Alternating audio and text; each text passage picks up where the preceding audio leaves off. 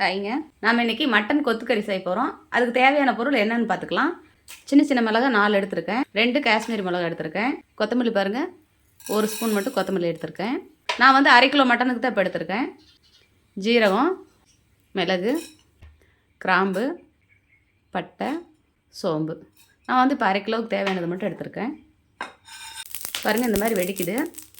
இதுக்கு வந்து ஒரே ஒரு பீஸ் மட்டும் தேங்காய் அரைச்சி பால் எடுத்துக்கலாம்.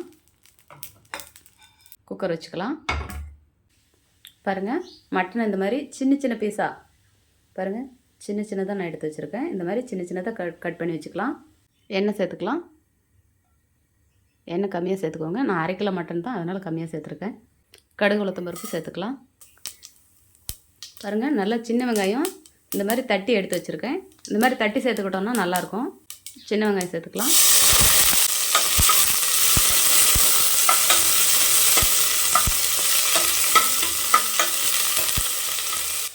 இஞ்சி பூண்டு சேர்த்துக்கலாம். இந்த மாதிரி தட்டி சேர்த்துக்கலாம். இஞ்சி பூண்டு வந்து நைஸாக அரைக்காமல் இந்த மாதிரி தட்டி சேர்த்துக்கலாம்.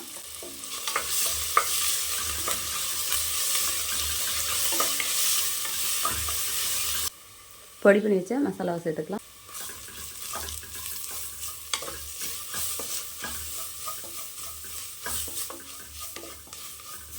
கூடவே மஞ்சள் சேர்த்துக்கலாம். சின்ன தக்காளியை ஒரு தக்காளி சேர்த்துக்கலாம்.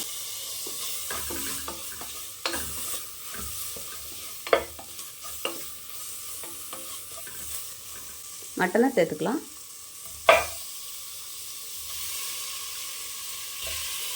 இந்த மட்டன்லேயே நான் வந்து கொஞ்சம் உப்பும் மஞ்சத்தூளும் கலந்து பரட்டி வச்சேன். அதனால் நான் வந்து உப்பு சேர்க்கல, பார்த்துக்கிட்டு சேர்த்துக்கலான்னு.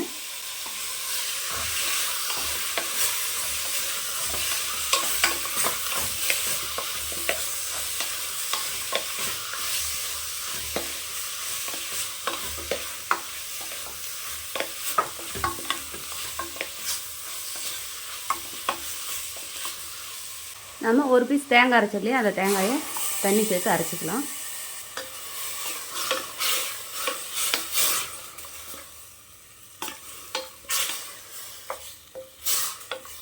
இது கூட கொஞ்சம் தண்ணி சேர்த்துக்கலாம்.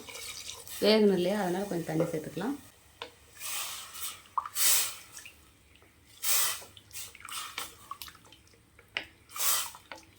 நல்லா கொதி வரட்டும். நல்லா கொதி வந்துருச்சு. இப்போ செடியில் பழுத்த மிளகா சேர்த்துக்கலாம். இதுக்கு நம்ம ஒரு 6 விசில் விடலாம், அதுக்கப்புறம் பார்க்கலாம்.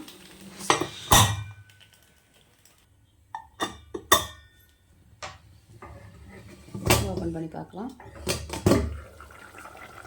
பாருங்கள், தண்ணி இவ்வளோ இருக்குது. உங்களுக்கு தண்ணியாட்டம் வேணும்னா நீங்கள் தண்ணியாட்டம் வச்சுக்கலாம்.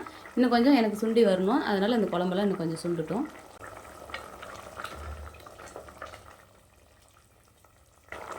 கொத்தமல்லி தழை போட்டுக்கலாம். மட்டன் கொத்துக்கறி குழம்பு ரெடி ஆயிடுச்சு. இதே மாதிரி நீங்களும் உங்கள் வீட்டில் செஞ்சு பாருங்கள். செஞ்சு பார்த்துட்டு எப்படி இருக்குன்னு எனக்கு ஒரு கமெண்ட் பண்ணுங்கள், லைக் பண்ணுங்கள், ஷேர் பண்ணுங்கள், ஒரு சப்ஸ்கிரைப் பண்ணிடுங்க.